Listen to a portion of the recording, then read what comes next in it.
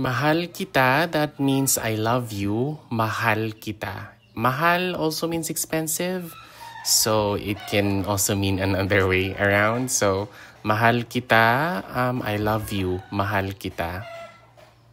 Mahal na mahal kita, that means I love you very much. Mahal na mahal kita.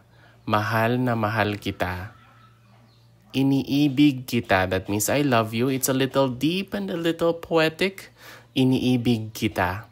Iniibig kita. Iniibig talaga kita. Talaga is like an intensifier, really. So, iniibig talaga kita. Iniibig kita. Iniibig talaga kita. You can also say iniirog kita, which is also a little deep, a little poetic. Iniirog kita. Iniirog kita. You can also say love kita. That means I love you. It's a little more casual. It's a modern slang.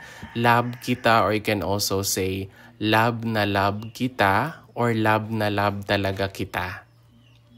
Sobra kitang mahal. Like I love you so much. Sobra kitang mahal, or you can add talaga. Sobra talaga kitang mahal. Sobra talaga kitang mahal. Ikaw ang mahal ko. That means you are my love. Ikaw ang mahal ko. You can also say, ikaw talaga ang mahal ko. You are really my love. Ikaw ang mahal ko. Ikaw talaga ang mahal ko. Ikaw lang ang mahal ko. You are my only love. Ikaw lang ang mahal ko, or ikaw lang talaga ang mahal ko. Ikaw lang ang mahal ko. Ikaw lang talaga ang mahal ko. Ikaw lang ang iniibig ko. So you're the only one I love.